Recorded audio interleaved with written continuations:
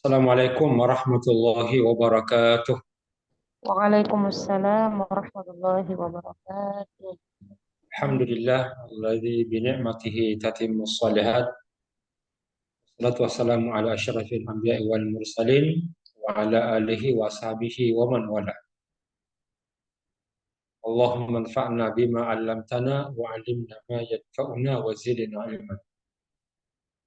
Alhamdulillah pada kesempatan berbahagia malam hari ini kita dapat lanjutkan kembali kajian ketarjihan ataukah pandritana malam hari ini. Saya minta maaf karena pekan lalu kita tidak masuk dan kita tidak laksanakan ini karena ini sepertinya dalam perjalanan. Ya, kami dari Makassar itu Kamis pagi. Kemudian sampai di sana malam agak tidak memungkinkan untuk berzoom lewat di lokasi acara Munas. Dan malam hari ini kita dapat lanjutkan. Eh, Tarji awal itu ya karena nasyiah masalahnya. Alhamdulillah. Nasyiah buat kajian ke kanan. Jadi kalau dibuka YouTube Nasyiah saja muncul di situ kelihatan. Di ada kalanya kalau ada orang-orang yang merepotkan disyukuri. Nah, biasanya orang-orang yang merepotkan ini kita bisa sibuk dan bisa lebih banyak bergerak. Kiranya Nasyiah tidak buat kegiatan di tanah ini mungkin ya tidak ada kelihatan kerja-kerja kita. Sama juga di PDM-PDM yang lain, kegiatan yang dilakukan itu adalah kegiatan yang cukup memberikan semangat buat kita semuanya. Ini memang perlu ada gerakan-gerakan yang menghidupkan pencerahan-pencerahan. Ya. Malam hari ini kita lanjutkan dalam bahasan tuntunan menuju keluarga sakinah, yang dimana pada pertemuan yang lalu itu terkait dengan monogami dan poligami dalam tuntunan tarjih. Tapi malam hari ini kita akan lanjutkan dari pokok bahasan dari tuntunan menuju keluarga sakinah. Sehingga ketika prinsip-prinsip dalam pernikahan itu kita sudah pahami, prinsip-prinsip yang dimana menjadi dasar di dalam mengarungi rumah tangga, baik dari tauhid, kemudian prinsip bertakarub kepada Allah Subhanahu wa taala, prinsip bahwa ini adalah untuk melaksanakan perintah dari Allah. Ya, hal yang penting adalah dalam proses pelaksanaannya juga harus sesuai dengan tuntunan Islam. Jadi dalam melaksanakan pernikahan itu, selain kita memiliki isi, misi, tujuan, dan prinsip-prinsip, maka hal yang penting yang harus dilakukan juga karena ini bagian dari tuntunan menuju keluarga sakinah. Jadi keluarga sakinah itu terbentuk salah satu indikatornya adalah ketika kita mampu melaksanakan pernikahan sesuai dengan syariah. Nah, itulah namanya keberkahan. Berkahnya dalam rumah tangga kalau tujuan prinsip-prinsip itu kita jadikan sebagai pijakan. Nah, sisi lain pada saat seseorang telah akan melangsungkan pernikahan itu harus sesuai dengan tuntunan syariah, tuntunan Islam yang memberikan berkah. Ya, nah, pelaksanaan nikah bagi calon pasangan suami istri itu tetap dituntunkan agar sesuai dengan ajaran Islam. Ya. Nah, bagaimana tuntunannya ini? Jadi kalau telah ada kesepakatan antara pihak laki-laki dan perempuan untuk menikah yang diawali dengan khitbah, yang diawali dengan istilahnya pertunangan. Sebenarnya kan tunangan artinya ini adalah pelamaran maksudnya. itu adalah mukaddimah dari pernikahan itu. Perlu ada pengantar-pengantar ya, dalam bentuk khitbah lamaran, dan ini kita sudah menjelaskan yang lalu mungkin secara ringkas ya. Dalam hal khitbah ini, makanya lihat itu agamanya, kemudian boleh aspek-aspek yang lain. Nah, terkait dengan khitbah ini tentu upaya untuk dilakukan agar ya agar terjadi kesepakatan dan keridhaan. Jadi khitbah yang dilakukan untuk apa? Untuk lebih menguatkan komitmen dan pijakan di dalam rumah tangga. Untuk menyatakan sanggupan dan menyatakan kesungguhan. Ya. Jadi salah satu dari khitbah itu adalah fungsinya adalah untuk menyatakan kesungguhan seseorang untuk melakukan pernikahan. Tentu khitbah ini ditujukan kepada siapa? Ya, wanita di khitbah dilamar melalui walinya, melalui walinya. Walaupun bisa juga khitbah itu kepada kelompok, misalnya kepada wanita itu langsung. Ya, tapi ini itu setelah dinyatakan bahwa dia adalah dewasa. Tapi yang sebenarnya melalui walinya. Baik, kemudian setelah khitbah itu terjadi, lalu dilangsungkanlah yang namanya akad nikah. Nah, tuntunannya ini setelah ada kesepakatan antara laki-laki dan perempuan untuk menikah, maka dilakukanlah akad nikah. Nah, akad nikah ini di mana dilakukan? Ya, dilakukan dengan mencatatkan pernikahan itu di kantor urusan agama setempat untuk mendapatkan akta nikah. Ya, supaya pencatatan nikah itu dilakukan untuk mendapatkan kepastian dan kekuatan hukum. Jadi tarji sebenarnya tidak melegalkan yang namanya nikah siri. Tarji menuntun agar akad nikah itu dilakukan pencatatan ya, di kantor urusan agama. Jadi fungsinya adalah untuk mendapatkan akta nikah itu. Pada tarji, pencatatan nikah wajib dilakukan. Ya. Tadi kita sudah jelaskan sama yang tadi. Jadi pencatatan nikah wajib dilakukan. Fungsinya dan manfaatnya apa? Untuk mendapatkan kepastian dan kekuatan hukum.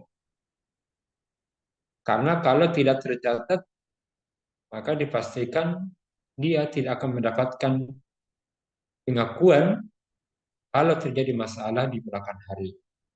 Sehingga lemah hukumnya untuk dipertanggungjawabkan. Sehingga pencatatan itu adalah menjaga kehormatan, khususnya untuk istri. Ya. Artinya untuk mewujudkan keluarga sakinah, akad nikah tidak dilaksanakan secara sirri, ya, tapi harus dicatatkan di depan pegawai pencatat nikah. Apa hubungannya keluarga sakinah dengan ketidakbolehan melakukan akad nikah secara sirri? Untuk menghindari ya, timbulnya fitnah dalam masyarakat. Jadi aspek hal yang dapat mewujudkan keluarga sakinah itu dengan tercatatnya tidak dilakukan secara syirik, di mana uh, pegawai mencatat nikah itu untuk menjaga kemuliaan, menjaga pandangan masyarakat dan salah. Apa di antara fitnah yang muncul ketika tidak tercatat? Karena nanti hilang hak-hak istri dan anak-anak. Jadi kalau terjadi masalah akibat nikah siri, maka beberapa ataukah banyaknya hak-hak istri itu tidak terpenuhi. Dan anak yang berpengaruh juga hak-haknya tidak terpenuhi. Nah, hak anak yang tidak terpenuhi, hak istri yang tidak terpenuhi, ini akan berpengaruh tidak baik terhadap pangan, psikologi anak, dan pendidikan. Jadi, anak yang tidak terpenuhi haknya, karena lahir dalam keadaan tidak mendapatkan kepastian hukum, maka itu harus dihindari. Ya. Nah, terkait dengan akad nikah, rukun dalam nikah ini, ya, dalam pelaksanaannya, ya, dia adalah merupakan uh, akad yang terjadi dengan adanya ijab dan kabul. Ya, ijab dan kabul yang merupakan rukun nikah. Ya. Sedangkan agar akad nikah ini terwujud, itu harus terpenuhi syaratnya. Yang pertama, dalam akad itu ada sighah. Jadi ada ucapan lafal yang digunakan yang menunjukkan atas nikah. Harus ada kalimat itu. Misalnya dengan menggunakan kata saya nikahkan kamu, ya, dengan si A misalnya. Wahai si fulan, saya nikahkan, ya, anak perempuan saya. Ataukah kalau di hakim seorang wanita yang bernama putri dari ini dengan mahar sekian. Berarti harus ada lafal nikah pada saat melakukan akad. Apakah harus berbahasa Arab ketika akad nikah?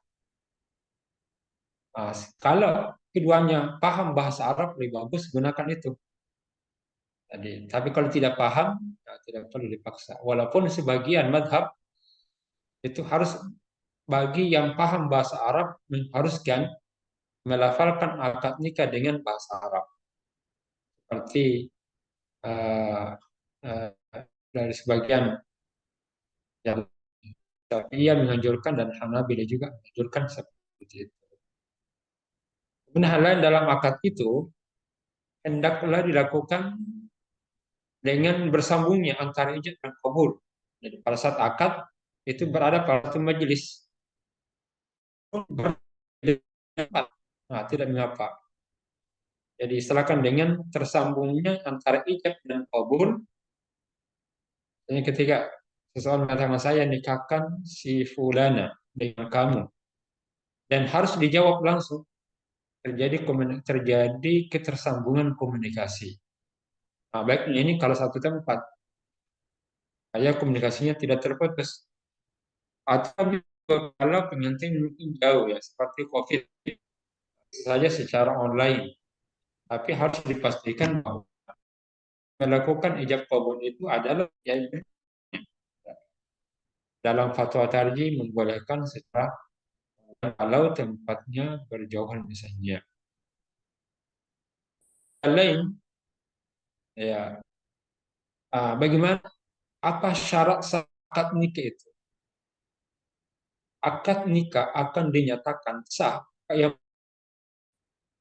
kalau walinya memberikan izin. Jadi harus ada izin dari wali seorang perempuan.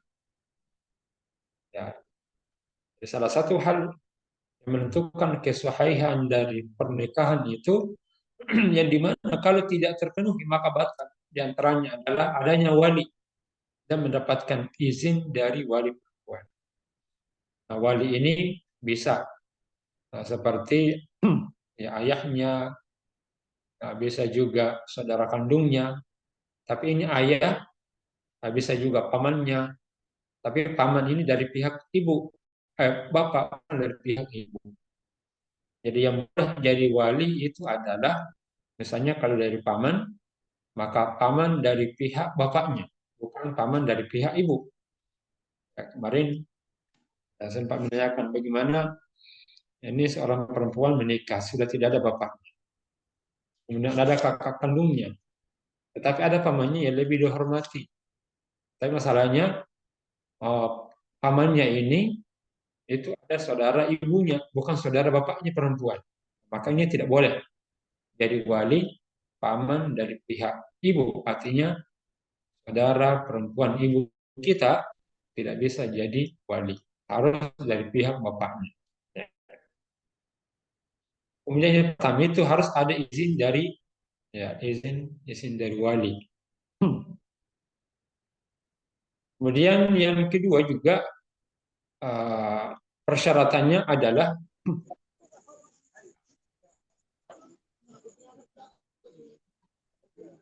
nah, bagaimana ya yang pertama. Kemudian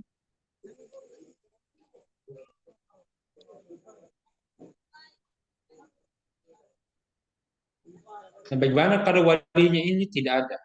Apakah boleh? Seperti ini kembali kepada wali hakim. Tapi yang paling afdal itu adalah wali terdekat. Kalau yang lebih utama sudah tidak ada. Ini dalam hal menikahkan, kita tidak boleh langsung menjadikan wali. Ambillah wali yang terdekat, bapaknya, saudara kandungnya, pamannya. Yang lain, apakah boleh seorang wali mewakilkan kepada yang lain? Tidak bisa mewasiatkannya. Ini boleh. Kalau seorang wali mewakilkan kepada yang lainnya dalam menikahkan anak perempuannya, maka ini dibolehkan. Nah, seperti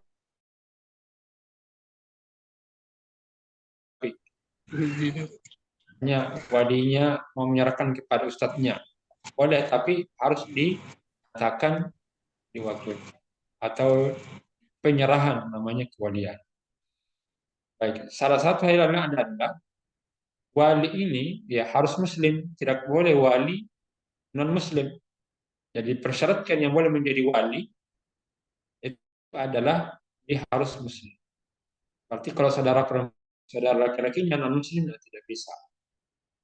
Nah, yang menjadi wali ya perempuan, laki-laki. Dia harus berakal, dia harus balik, dan dia harus merdeka, ya, dia harus merdeka. Baik, itu terkait dengan perwalian. Harus dipersyaratkan. Kemudian sisi lain yang harus menjadi itu adalah uh, dalam akad nikah itu ada persyaratan. Apa hukum memberi syarat di dalam akad nikah? Ini biasa muncul. Jadi adanya persyaratan dari kedua belah pihak antara satu dengan yang lain yang menjadi rangkaian dalam akad itu. Jadi misalnya dalam akad nikah disebutkan saya akan menerima nikahnya kalau setelah nikah kuliah di luar negeri. Atau juga ada yang mempersyaratkan dalam akad nikah saya akan menerima nikahnya kalau dia putuskan kuliahnya. Kan ada juga. Nah, tapi ada juga yang mempersyaratkan saya mau menikah yang penting setelah menikah kamu tidak boleh poligami. Tanya. Nah, itu syarat-syarat. Apakah boleh memberikan persyaratan di dalam akad nikah? Nah, ini kalau ini terjadi dilihat dulu. Kalau persyaratan itu sesuai dengan tujuan nikah, maka hukumnya boleh. Misalnya, dalam akad nikah itu saya akan menikahkan kamu, tapi dengan syarat kamu harus memberikan infak, memberikan belanja, ya, ataukah tidak boleh mengambil harta kecuali dengan ridhonya, harus menjadi orang yang soleh, kan gitu. Kalau kamu menikah, kamu harus tinggalkan itu merokok, misalnya. Ini persyaratan yang sesuai dengan syariah boleh. Jadi kalau persyaratan itu ternyata dibenarkan oleh agama dan itu benar, baik, maka hukumnya boleh mempersyaratkan di dalam akad pernikahan. Tapi kalau ada persyaratan yang tidak sesuai, maka hukumnya tidak boleh. Misalnya ada seorang wanita mempersyaratkan kepada suaminya, ya mungkin kepada istrinya, saya akan menikah kamu, tapi kamu tidak boleh jadi tapi kamu tidak boleh berhubungan dengan dia. Kan ada itu akadnya. Saya akan nikahkan kamu, tapi kamu tidak boleh menggauli dia. Hanya sebatas, tapi tidak hidup dalam satu rumah. Tidak boleh berhubungan dengan dia. Nah, ini persyaratan yang hukumnya batil. Maka mempersyaratkan sesuatu yang tidak dibenarkan hukumnya haram. Karena Rasulullah SAW menyatakan itu. Hanya lagi saya misalnya ada orang yang menikahkan anak, tapi dengan syarat, misalnya dengan syarat kamu tinggalkan agamamu, kamu tidak boleh lagi ya salat lima waktu. Nah, ini jelas salah. Atau kamu harus pisah dengan bapakmu, ibumu, tidak boleh memberi nafkah lagi. Kan ada juga.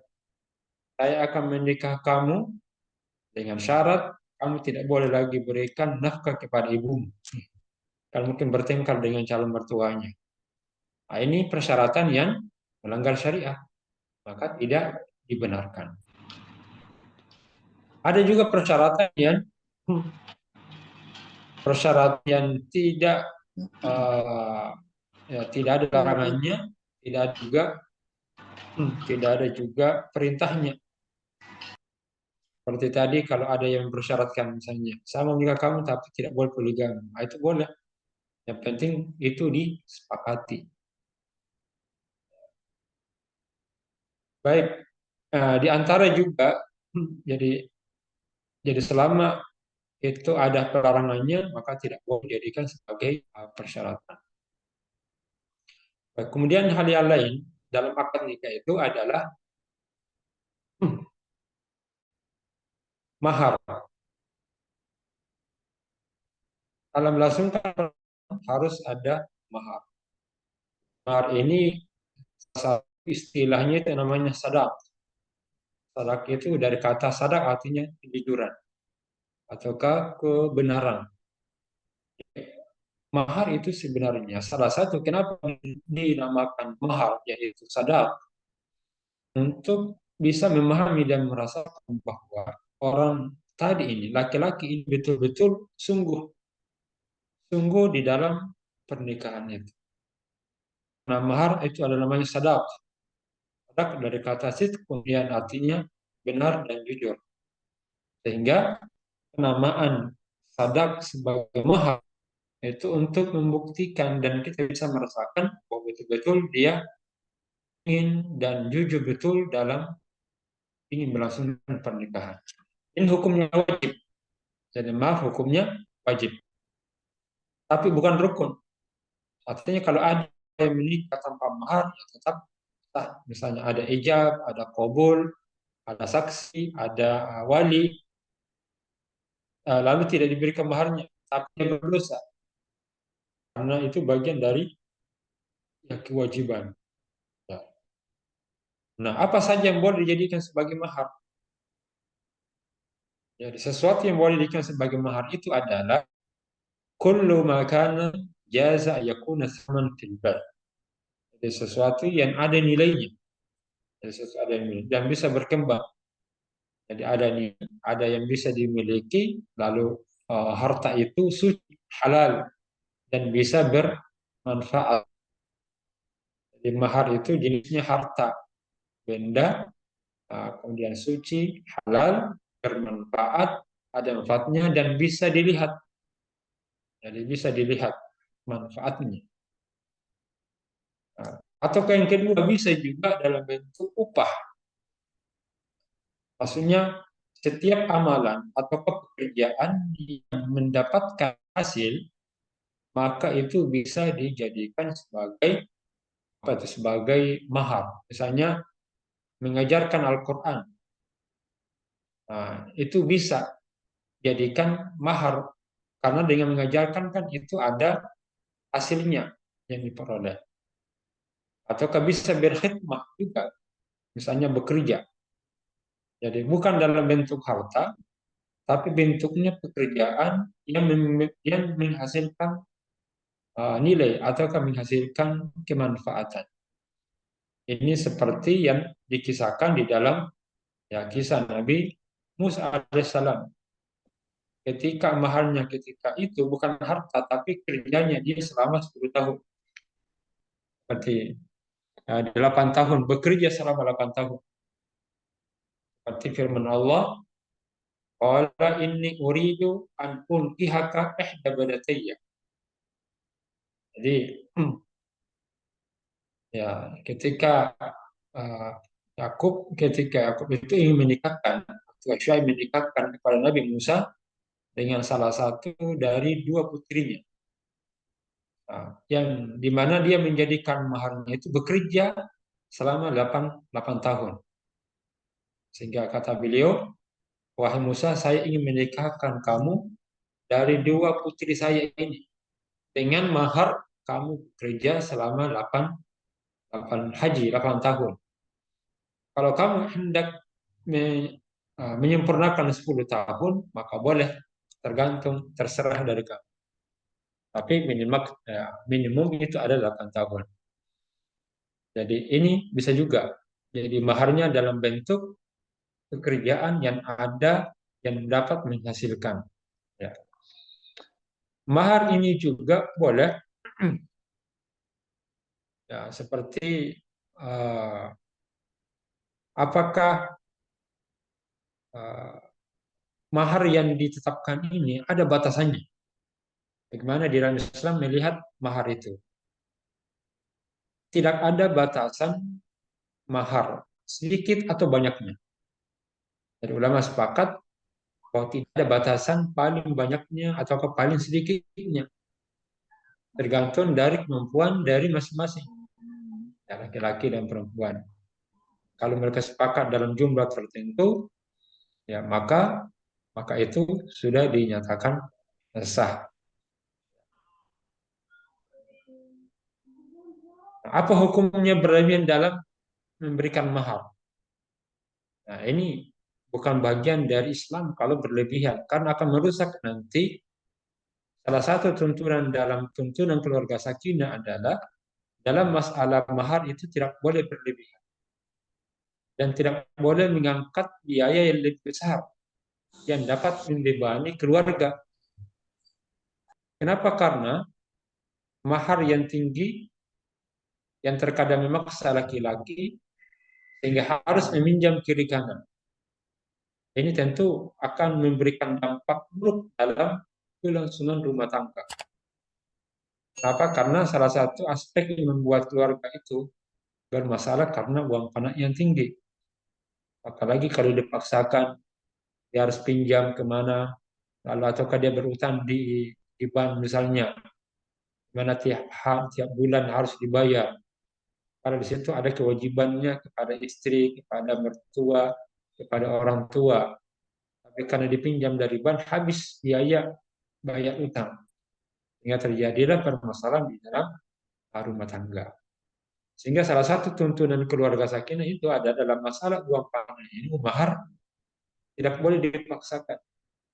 Ya, karena bisa mengakibatkan fitnah dan rumah tangga, jadinya permasalahan muncul itu karena upaya untuk mengembalikan biaya mahar yang lebih sangat tinggi. Ya. Maka dianjurkan untuk meringankan, tidak berlebihan. Makanya kata Nabi Sallam, khairus sadaqah aisaruhu. Sebaik-baik mahar itu adalah yang ada yang mudah. Tapi kalau misalnya maharnya ada dan banyak dan orang itu ridha dengan jumlah yang sekian, tentu ini tidak jadi masalah. Boleh, jadi tergantung dari kesepakatan. Tapi pertanyaannya, mahar ini siapa? Apakah hak wanita tadi ataukah hak wali? Karena kita dapat di, di kalangan keluarga ataukah di kampung itu, maharnya dikuasai oleh keluarga perempuan. Ya, padahal hak mahar itu adalah hak istri, bukan hak keluarga istri. Ya, ada maharnya dengan jumlah yang banyak. Nah, yang menguasai itu adalah keluarga perempuan itu. Padahal hak mahar itu adalah hak istri, sehingga harus diberikan kepadanya. Nah, seperti firman Allah, wa'atun nisa'a saduqatihinna nihla. Jadi berikanlah kepada wanita-wanita itu maharnya kepada perempuan. Jadi ini adalah, jadi mahar itu adalah hak istri. Dialah yang menolak, bukan kepada wali perempuan itu. Nah, sehingga dalam hal bermasalah nanti ya kembalikan kepada istri. Baik. Kemudian dalam hal masalah itu harus selesai. Kemudian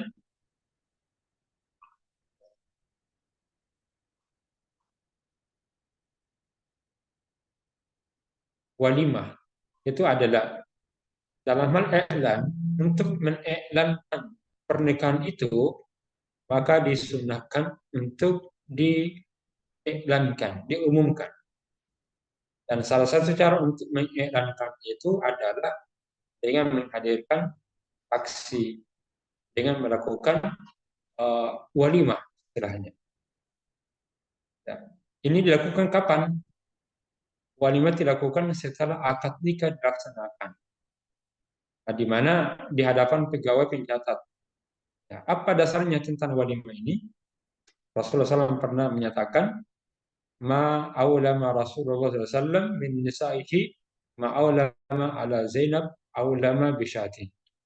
Jadi ini adalah sunnah Nabi. Apa yang diwalimahkan oleh Rasulullah ketika mengawini istri-istrinya adalah bagaimana diwalimahkan kepada beliau kepada Zainab, yaitu berwalimah dengan seekor kambing. Ini hadis ini menceritakan bahwa bagaimana Nabi ketika mengawini nikah dengan Zainab itu melakukan walimah dengan menyembelih seekor kambing. Sama ketika beliau menikahi istri lain.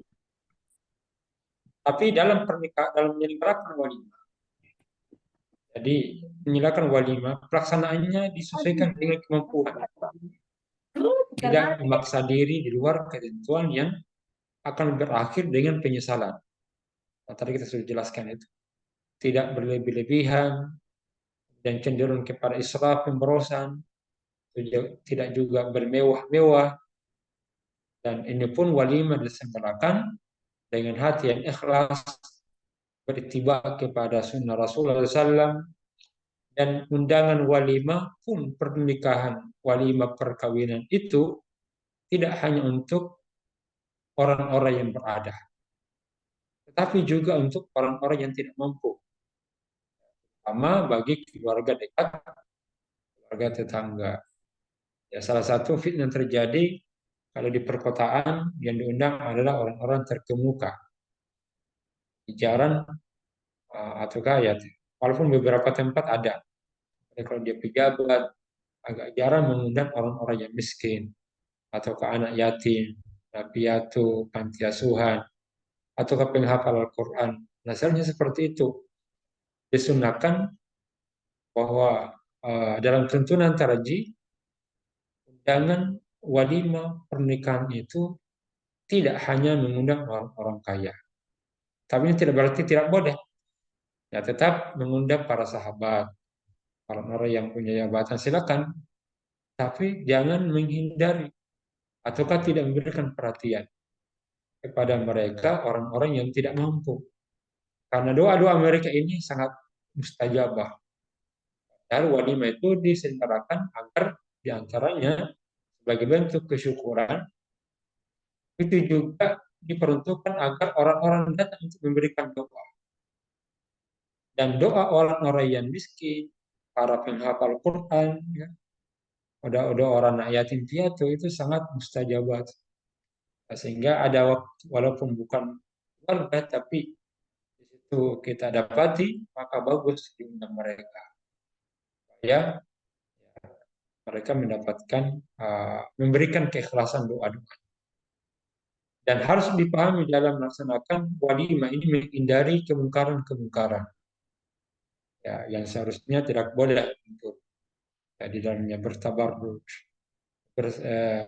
Apalagi kalau ada orkes elektron, oh ya harus dihindari. Ya. Baik, itu disebut dengan walimatul urs. Nah, apa hukumnya walimatul urs ini? Ini bukan rukun, bukan wajib, tapi ini adalah sunnah muakkadah bagi yang menikah, tadi kita jelaskan waktu tepatnya walimah itu kapan? Ya, apakah pas dengan akadnya itu ataukah boleh setelahnya? Nah, jadi pertanyaan muncul, apakah walimah itu pada saat akad ataukah akad itu eh, walimah itu setelah beberapa hari terjadinya akad atau nanti ya seperti apa? Nah, yang jelas itu adalah yang rajih adalah setelah menikah. Boleh pada saat akad nikah, boleh juga di beberapa, mungkin 1 hari, 2 hari, ya 3 hari. Sekarang, apakah boleh melakukan melangsungkan akad nikah dalam Ramadan? Nah, ini tadi ada pengajian di sosmed, ada yang bertanya tentang Ramadan. Tiba-tiba ada yang bertanya, apakah boleh melangsungkan akad nikah di dalam bulan Ramadan? Ya, mungkin yang bertanya ini mau nikah pada bulan Ramadan. Nah, ternyata betul yang menanya ini ternyata orang yang mau menikah pada bulan Ramadan. Hanya masalahnya, aku tidak mau ya menikahkan pada bulan Ramadan. Dan ini pakuannya ini menghalangi kita untuk menikah. Padahal dia sudah siap-siap bersama dengan calonnya. Karena dalam pernikahan itu tidak ada batasan keharamannya di dalam bulan Ramadan. Hanya memang dalam bulan Ramadan itu ya harus berhati-hati di dalam ya menahan diri pada siang hari. Pada malam hari tidak ada masalah, tapi pada siang hari harus mampu dijaga. Dan sampai tanpa sadar melakukan harus betul. Ya, mungkin itu yang menjadi pertanyaannya. Tapi secara hukum boleh tidak ada halangan. Akad menikahnya mungkin siang hari, lalu mau melakukan walimah setelah Ramadan, ya tidak jadi masalah. Jadi kalau sudah sepakat melakukan akad pada bulan Ramadan dan walimahnya ditunda setelah Ramadan, misalnya Syawal, maka hukumnya boleh. Nah, undangan dianjurkan untuk mengundang juga, ya supaya yang hadir itu banyak, banyak yang mendoakan. Nah, dakwah itu ya jadi disunahkan untuk mengundang orang-orang yang soleh, orang-orang yang baik. Apakah dia fakir, dia miskin. Ya, karena kan Nabi selalu menyatakan, la tusahibu illa mu'minan, wa la yaqulu ta'amuka illa taqiyyu. Jangan kamu berinteraksi banyak kecuali orang beriman. Artinya bersahabatlah dengan orang beriman. Dan tidaklah memakan harta kamu itu kecuali orang-orang yang bertakwa. Dan orang yang bagus kualitas takwanya itu ya tadi itu. Ya, orang-orang yang fakir, orang miskin, orang-orang yang saleh. Karena mereka kalau datang itu beradab. Ya, adabnya kalau orang saleh kalau makan, dia tidak ambil banyak, sehingga banyak menyisahkan. Orang yang saleh itu bersih piringnya. Dan tidak banyak meninggalkan mubazir. Dan itu banyak terjadi ketika terjadi di walimah. Ambil makanan banyak-banyak, tapi tersisa banyak. Sehingga ketika selesai pernikahan, walimah, berkarung-karung itu sisa makanan. Nah, ini termasuk kemaksiatan di dalam berwalimah, dilarang. Ya, maka ambillah orang-orang yang bagus, orang soleh, itu mengambil makanan makanan secukupnya, lalu dihabisi, lalu dia berdoa dengan baik. Jadi, oleh karena itu dianjurkan ya, mengundang orang-orang yang fakir, orang-orang yang miskin. Ya, karena doa-doa mereka itu sangat ikhlas ketika mereka mengkonsumsi makanan-makanan yang kita berikan kepadanya. Apa hukum memenuhi undangan? Jumhur menyatakan hukumnya wajib, kecuali jika di situ ada kemungkaran. Makanya dia mengatakan, waman antara kada faqad asqa. Nah, siapa yang tidak memenuhi undangan maka dia durhaka. Bagaimana kalau bulan Ramadan lalu diundang? Hukum mengundang orang yang berpuasa. Ya boleh, tidak mengapa dia datang. Kalau dia puasa sunnah, boleh dibatalkan. Tapi kalau puasa wajib ya tidak boleh. Dia mau makan di situ, ataukah dia puasa, dia diundang, boleh datang saja untuk memberikan doa, sedangkan dia tidak makan. Nah, kemudian terakhir dianjurkan kalau ada orang yang menikah untuk bertahniah, jadi ucapan selamat dengan memberikan doa. Nah, satu doanya adalah barakallahu laka wa baraka alaika wa jama'a bainakum fi khairin. Allah memberkahi kamu dan memberkahi atas kamu dan mengumpulkan Anda berdua di dalam kebaikan. Baik, saya kira demikian untuk jelasan terkait dengan pernikahan, pelaksanaan pernikahan dalam Islam, dalam tuntunan tarjih. Ya, saya kembalikan. Baik, syukran Ustadz. Eh, itulah tadi pemaparan materi dari Ustadz terkait tentang tuntunan pernikahan. Telah dijelaskan terkait syarat, rukun, dan sunnah dalam melaksanakan pernikahan. Baik Ustadz, mungkin dari pemaparan materi tadi ada dua hal yang saya highlight. Yang pertama yaitu yang terkait dampak psikologis terhadap perkembangan anak dan istri apabila dilaksanakan pernikahan siri yang tidak didaftarkan secara negara. Nah, ini saya rasa sangat sinkron dengan Nasia yang punya gerakan ramah perempuan dan anak. Nah, mungkin sebelum saya beri kesempatan kepada audiens, mungkin saya sendiri yang terlebih dahulu akan bertanya, Ustaz.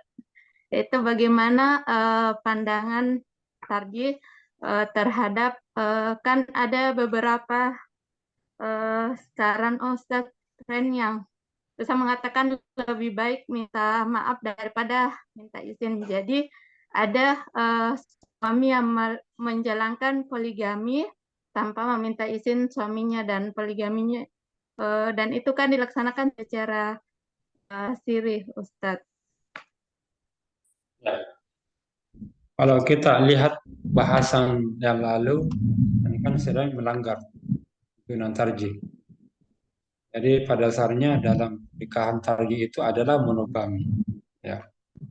Dan yang kedua, tadi tuntunan tarjih yang menyatakan bahwa pernikahan itu harus tercatat karena bahasanya wajib dicatatkan.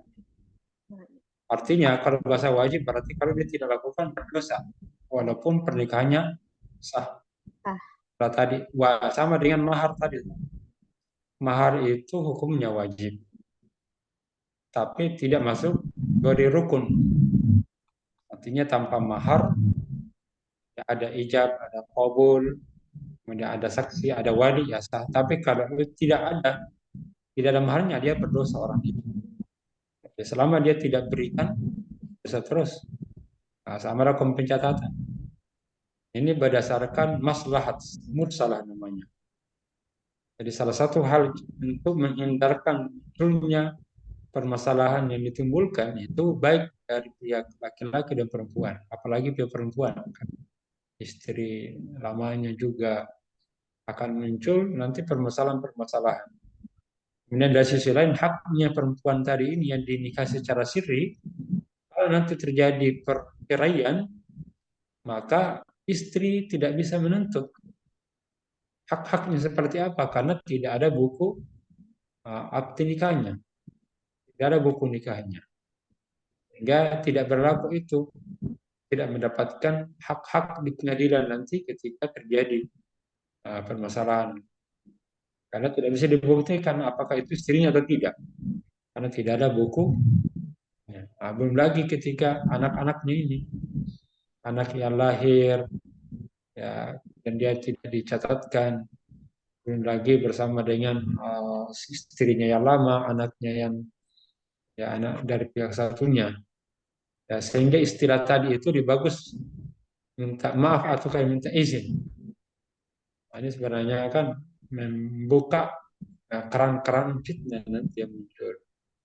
Karena mungkin bisa saja sah, ya bisa saja baik antara istri kedua, tapi bermasalah nanti adalah namanya anak-anaknya juga, ya, kekecewaan, ketidakpercayaan terhadap ayahnya itu kan muncul biasanya. Ya karena apalagi kalau hak-haknya tidak dipenuhi karena telah menikah dengan ya, nikah yang kedua tadi. Ya, seperti itu Allah alam. Baik, terima kasih Ustadz atas jawabannya sangat jelas. Baik, untuk selanjutnya mungkin saya akan persilahkan kepada audiens yang ingin mengajukan pertanyaan, boleh mengetik pertanyaannya di kolom chat atau raise hand bagi yang ingin menyampaikan pertanyaannya langsung. Aku mau bertanya boleh? Ayo, silakan Kak Mas Nen. Ada yang lain, kalau ada yang lain biar dulu Pak Ade. Oh ya, ada jadi ya terima kasih. Assalamualaikum warahmatullahi wabarakatuh. Waalaikumsalam. Alhamdulillah bisa bergabung. Ya, karena yang kita bahas ini tentang mahar, ada satu kejadian Ustadz di kampung kami, itu ada pernikahan, kemudian pernikahan ini sangat singkat Ustadz, hanya 1 pekan. Kemudian karena ada persoalan keluarga si laki-laki dan perempuan ini, akhirnya 1 minggu setelah pernikahan itu mereka bercerai, pisah. Akhirnya mahar yang diberikan kembali diminta kembali oleh keluarga si laki-laki. Kira-kira dalam pandangan Ustadz, pandangan Islam, bagaimana sebenarnya posisi mahar ini? Apakah bolehkah diminta kembali oleh keluarga si laki-laki dengan alasan karena mereka sudah bercerai, atau tidak boleh karena itu sudah menjadi haknya si istri meskipun mereka sudah bercerai? Mungkin itu Ustadz. Terima kasih. Ya. Baik, jadi terkait mahar ini, nah itu kan hak istri. Jadi kalau mahar sudah diposisikan dan sudah terjadi hubungan namanya dukhul, ba'da dukhul, maka ketika diceraikan maka sudah tidak bisa dikembalikan lagi. Dan tidak diminta karena sudah menjadi haknya. Kecuali kalau belum masuk, artinya belum menggauli. Maka dikembalikan. Ya, jadi bisa dikembalikan itu fanis huma faradtum. Jadi bisa dengan seperduanya. Jadi kalau sudah dimasuki, belum dimasuki, bisa dikembalikan itu. Ya, jadi jadi kalau qabla dukhul, jadi maka ya ini bisa dalam apakah difasah, maka dikembalikan. Tapi ingat, yang namanya perceraian kan bukan hanya tidak boleh langsung begitu saja. Dalam hal ini, maka dia jatuh maharnya secara keseluruhan. Tapi kalau sudah masuk, ya maka tidak bisa lagi karena ya dukhulnya ini yang menjadi alasan. Jadi kalau setelahnya ini, maka maharnya sudah menjadi milik ataukah haknya si perempuan. Tidak bisa menuntut untuk dikembalikan itu.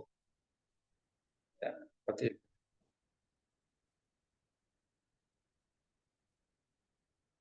Allah SWT. Baik. Baik, terima kasih Ustadz. Bagaimana Kak Mas Neni?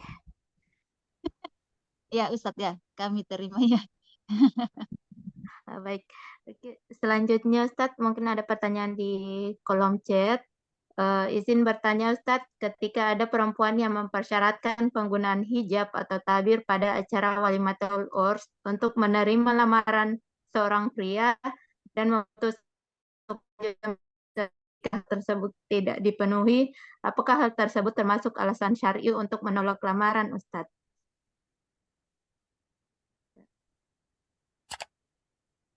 Ya, baik.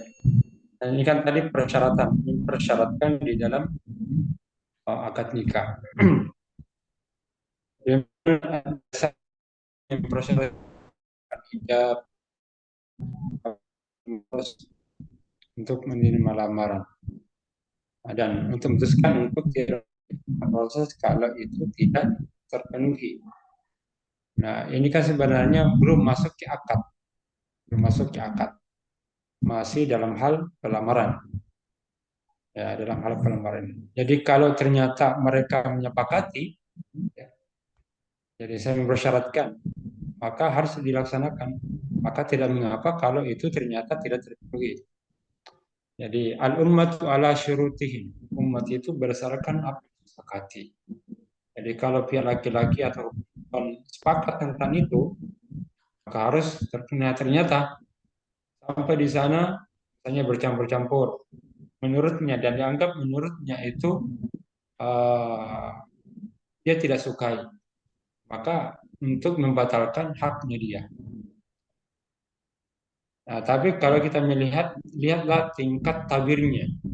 Kalau ditarji sebenarnya kalau proses tarji dia tidak mesti harus ada hijab tinggi atau ada pembatas. Nah, selama mampu menjaga keharmonisan, menjaga keteraturan, walaupun juga harus dijaga juga tidak terlalu bercampur antara satu dengan lain, ya maka jangan sampai itu menjadi alasan ataukah menjadi alasan tidak jadinya karena kan masuk dalam ranah muamalat. Jika kita mampu mengatur dengan baik, walaupun tidak ada hijab, maka jangan sampai itu menjadi penyebab dan namanya tidak dilanjutkannya pernikahan. Apalagi kalau sudah masuk akad, misalnya sudah akad nikah, tiba-tiba mempersyaratkan harus ada pembatas laki-laki dan perempuan. Nah, maka dalam hal seperti kalau tuntunan tarji, ya, selama duduknya teratur, tidak begitu bercampur satu yang lain, ya dibolehkan saja, maka dilanjutkan. Dan jangan sampai kalau masalah seperti itu menjadi penyebab akad jadi tidak jadi. Nah, itu masuk ke ranah dari kesempurnaan daripada acara-acara. Ya. Nah, Allah alam. Baik, terima kasih Ustadz. Kembalikan kepada penanya. Jadi, Alhamdulillah jelas cukup ya. jelas Ustaz. Terima kasih banyak. Oke, terima kasih. Baik, kepada audiens yang lain, apakah masih ada yang ingin bertanya? Silakan raise hand atau mengetikkan pertanyaannya di kolom chat.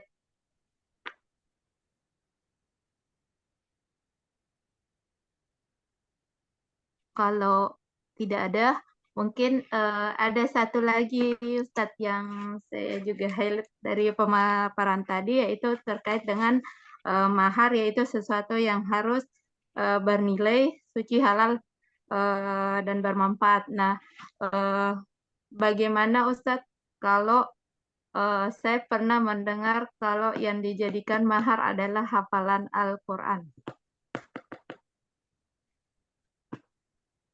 Oh iya, jadi yang dimaksudkan itu adalah mahar yang ya dia bisa, tapi yang dimaksud itu bukan hafalan kakinya, tetapi kemampuan untuk membina nanti keluarganya nanti saat dia menikah.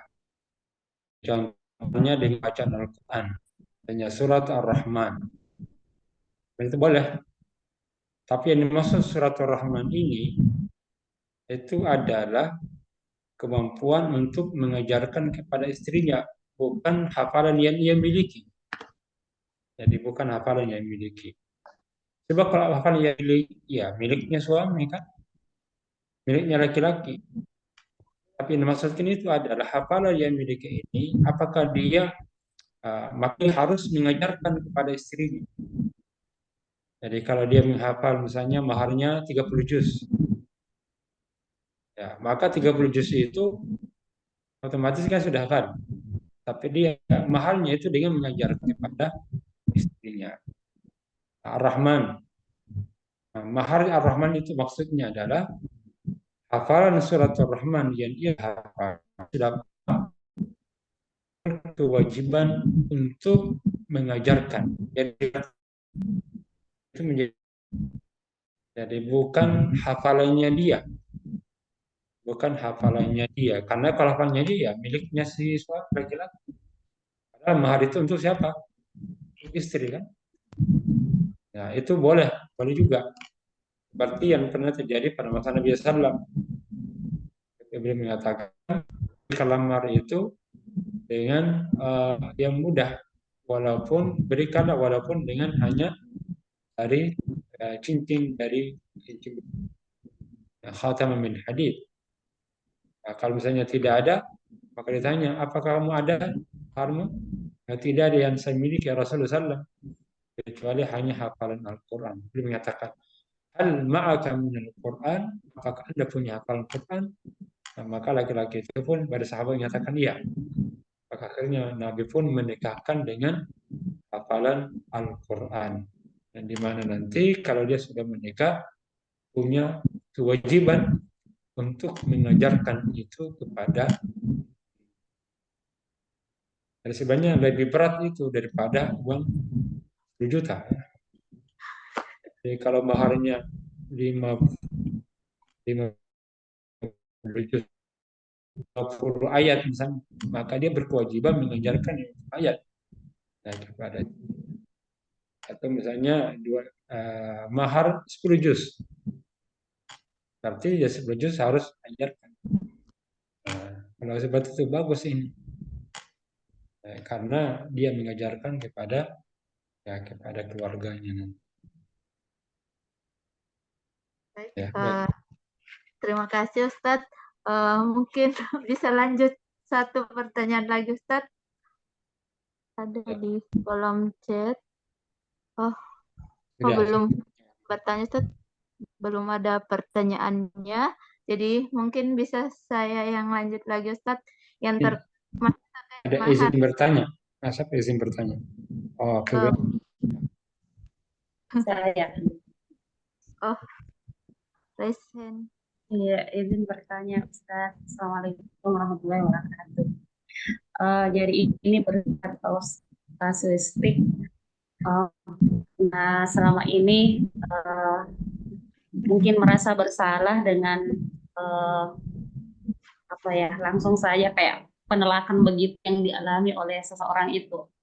Jadi dia hendak dipinang oleh seseorang yang secara umum agamanya sudah bagus, bahkan pinangan itu dihantarkan oleh seorang yang terkemuka dari segi agama, anggaplah dia adalah seorang kiai atau ustadz, namun ditolak oleh perempuan tersebut karena ada pertimbangan yang di mana perempuan itu pesan yang tidak baik dari seseorang yang hendak meminang tersebut. Anggaplah misalnya dari sisi sikapnya yang pada saat itu menurut si perempuan itu sulit untuk ditolerir. Ya. Ya, apakah misalnya penolakan seperti ini itu bisa dibenarkan ataukah seperti apa Ustadz? Ya. Jadi baik. Jadi khitbah namanya lamaran.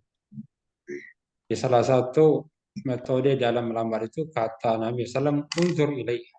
Jadi fungsinya untuk melihat.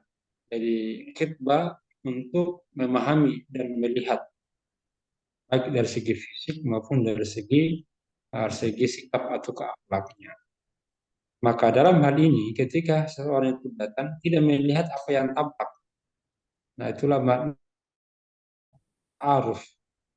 Jadi ta'aruf itu bagian hal yang boleh dilakukan ya kepada kedua belah pihak. Jadi kata Nabi unzur ilaiha itu artinya lihat. Dan melihat ini maka sebaiknya kita tidak melihat apa yang tampak. Maka perlu penjajakan, baik mungkin secara tidak langsung, sehingga bisa memastikan bahwa ini. Karena apa yang tampak ini bisa saja berbeda. Oleh karena itu, mungkin pada saat itu sikapnya kurang bagus, ya kelihatannya seperti apa. Tapi itu menjadi bahan awal juga, jadi pertimbangan untuk mengambil keputusan.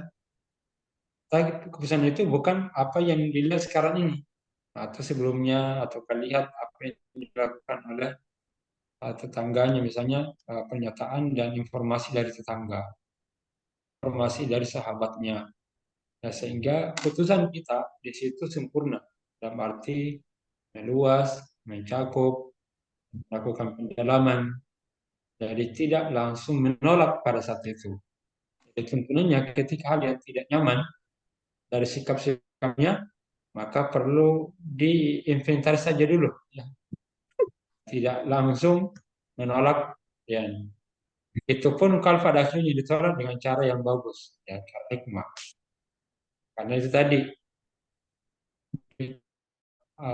aspek-aspek yang kita lihat, apalagi mengatakan syai'an fahuwa khairul lakum wa asa an tuhibbu syai'an fahuwa syarrul lakum.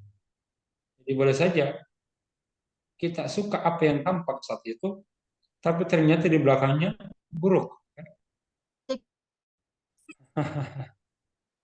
Astagfirullah. Atau sebaliknya, kelihatan orang itu saat hadir buruk sekali, bagus sekali hatinya. Kita tidak tahu. Allahu ya'lam wa antum la ta'lamun. Allah itu tahu dan kamu.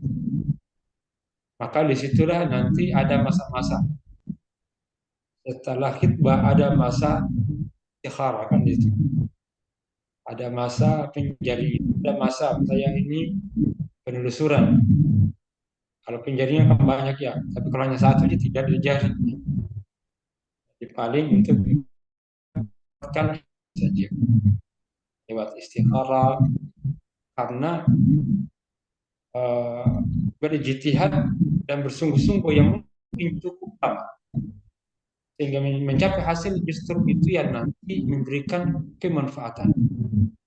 Jadi ada kalanya bukan berarti ada kalanya waktu panjang dalam memutuskan sesuatu